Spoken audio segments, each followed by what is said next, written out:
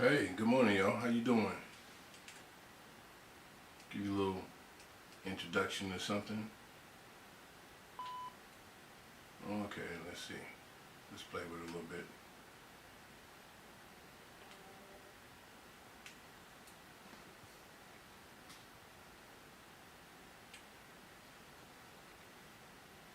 Okay, they don't want to play with me. So okay, we'll just keep it real. All right, we're continuing on our conversation concerning the 2024 election, and what do black people want? No one never asks us what we want in anything really, and that's because of the negative stereotypes that are out here in the marketplace. There are still folks out here that see black people as criminals, whores, drug addicts, folks that are lazy, don't want to work. There's still folks out here believe that that's who we are. And one of the major contributors to that is the internet. So I want to deviate just a little bit, as this is because this is one of the things that we do want.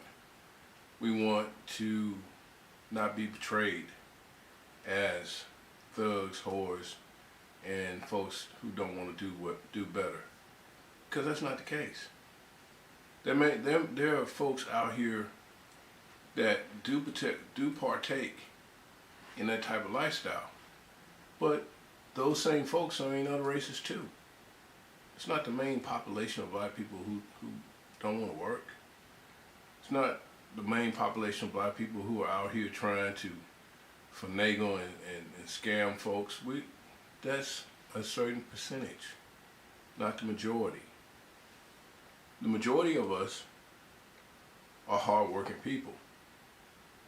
Believe it or not, the majority of us go to work every day,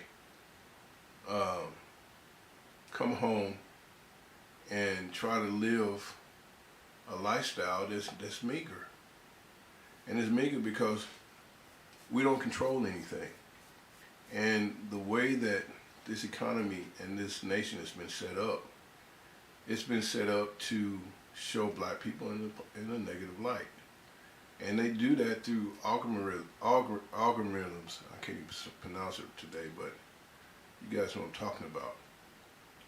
So if you portray a negative video, then the algorithm will kick that out to so many people to be viewed.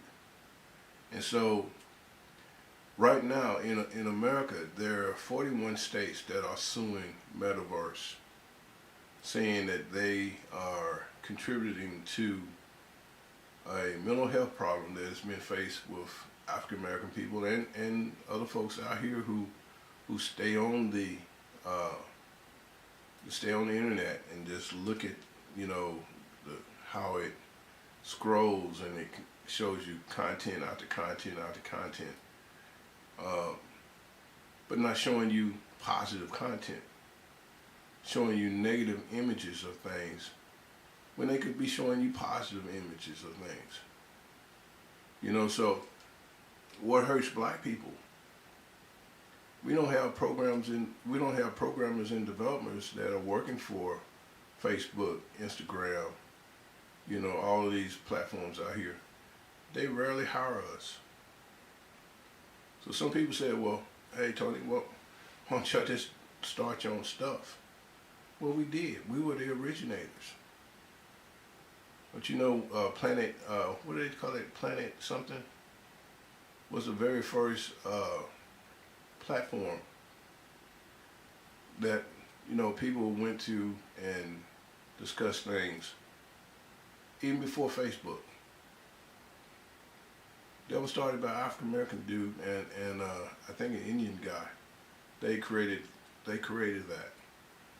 And just like anything else that's out here that's competitive, they don't want you they don't want you on the scene, so they bought that company out.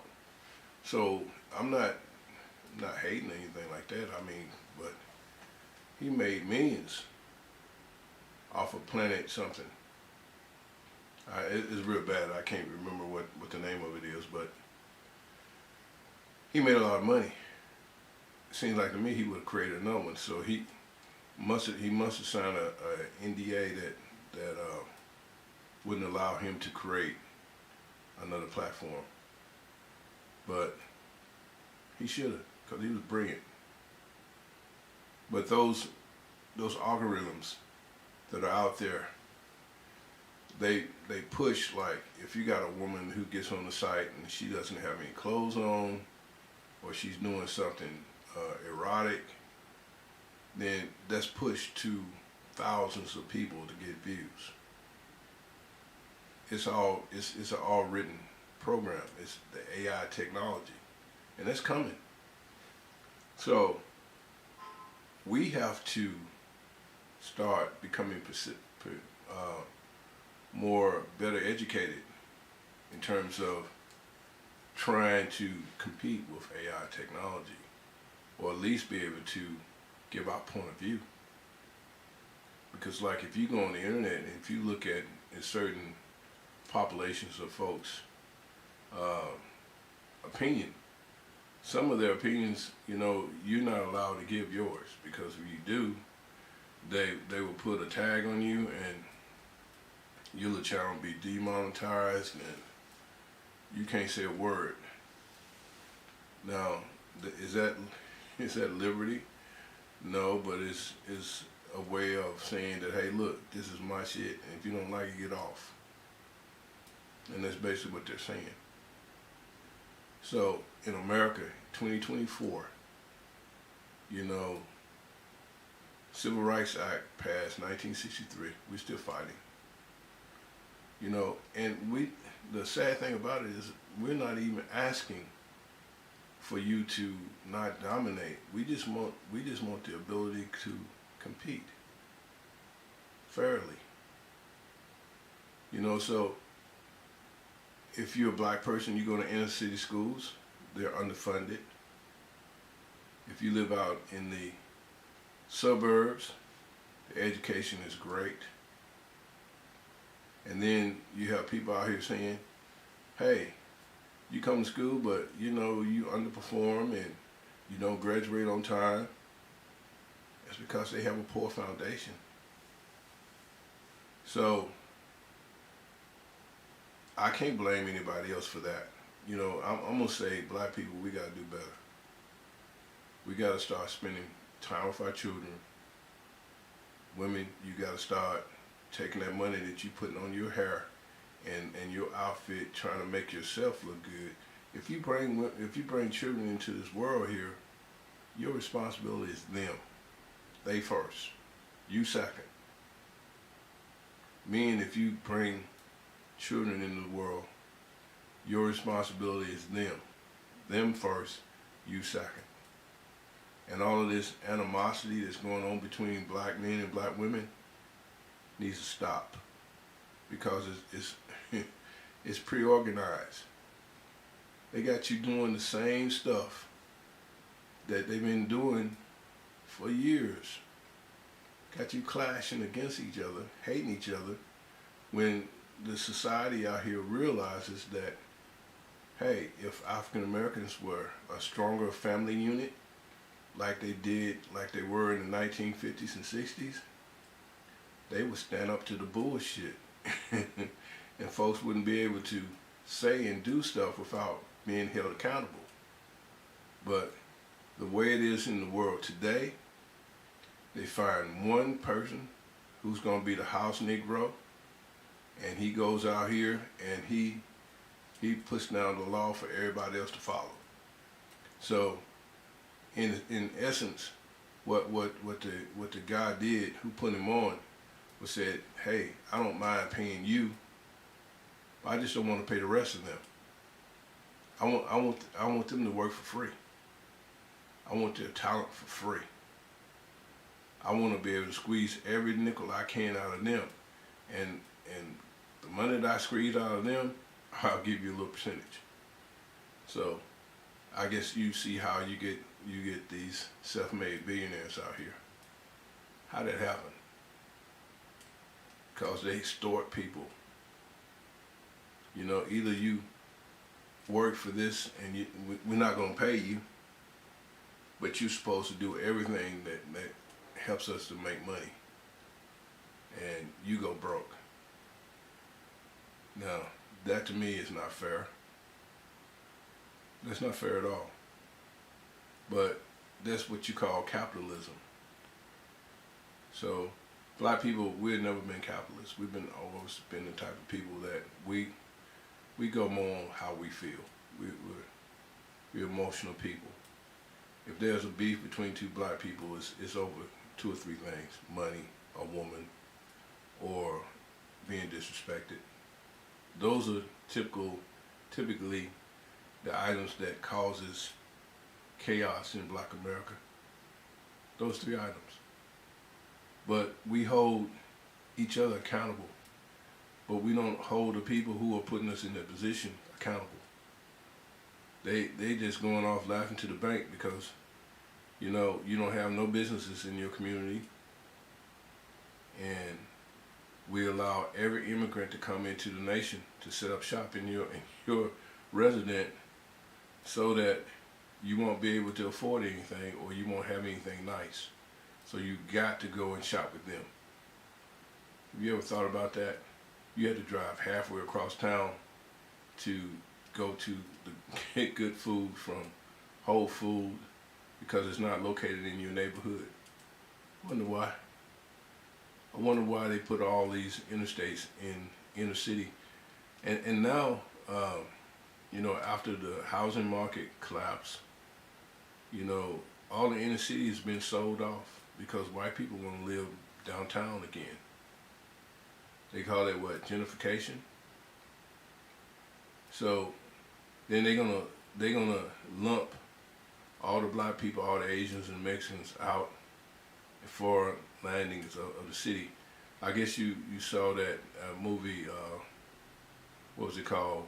Mockingbird or Mockingjay, where they would connect the kids from the different regions, and they would have a little to the death concert contest for the amusement of these people over here.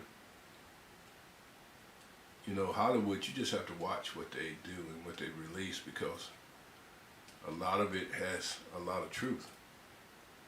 You know, we just have to be more vigilant on that sort of stuff. And so you kind of saying, well, Tony, you've been rambling for the last 10 minutes, but how does that really tie into the 2024 election? Okay, well, look at it like this here. You have immigration. 1950s and 60s, black people, because we were segregated, we were the second largest group of people in America, because we were forced to live amongst each other. Now, because we have this integration and we can move and live anywhere we want to, we're the 4th largest population of people in America. Guess who's first? Second, Latinos. So those folks that came in, the immigrants that came in, they lived together, they pooled their money, they didn't shop outside of Latin America. They sent money home to Mexico, sent money back here, bought up stores. They're affluent now. So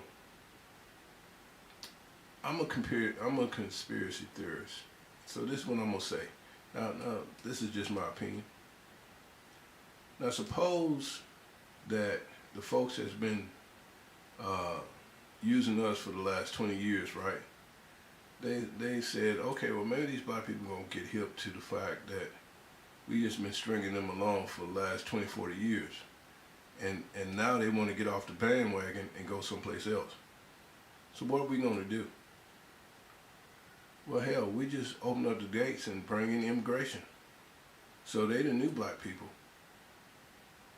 You know what I'm saying? We don't have to depend upon the black vote anymore because we'll get the Mexican vote. So if we get the Latino vote and the black vote, then the same folks who uh, weren't in power will remain in power. You know what I'm saying? I don't want to be like labeled as anti something for saying the truth. So those are the folks who control the Democrat Party. That's who you're voting for. They have a large machine that will go out here and find a black candidate that will be, that will follow their game plan and vote for the same thing that they want to vote for, instead of voting for what is right for their constituents.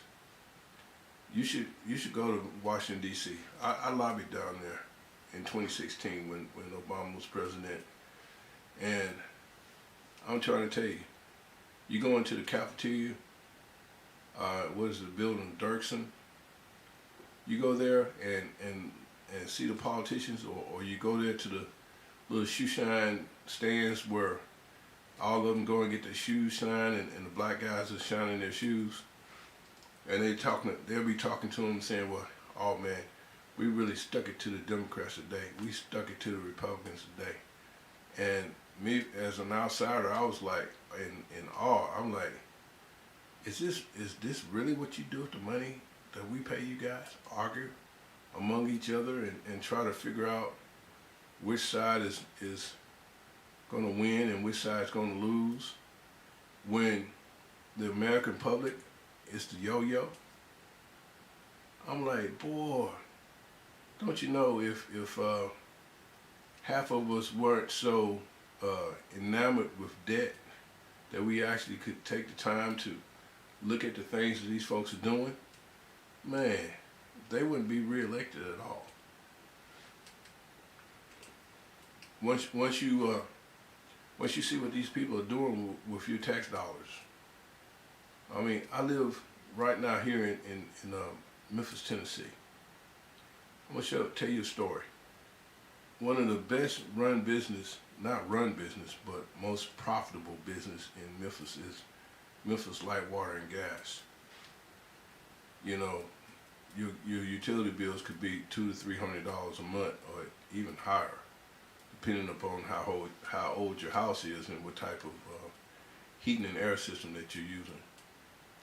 But when the weather gets bad, they were saying that it was more stable for them to have an $18 million contract with a group out of New York City to manage calls. As many people here in Memphis out of work. I just didn't understand it. I mean, you could have gave me $18 million, bro, and I would put together a crackpot team of folks answering the phones and train them so that they would be on top of everything. You didn't have to move that money outside of Memphis. You could have kept it right here. So I know, I don't know, it seemed like the mob to me, but I know that you had black people on this board here who passed the laws to allow that to occur. City council. Why didn't people from Memphis go in and say, hey bro, what are you doing? I don't want you to represent me like that. I want you to keep, because see, the $18 million comes from like you paying utility bills. You know, and that should go back into building a stronger Memphis, not building a stronger New York. I don't know, maybe I'm just crazy like that, but bruh, every dime that I make, that I pay taxes with, I want to see results here. I want to see growth and development here. You know, it just has to occur, and we as citizens, we have to demand it.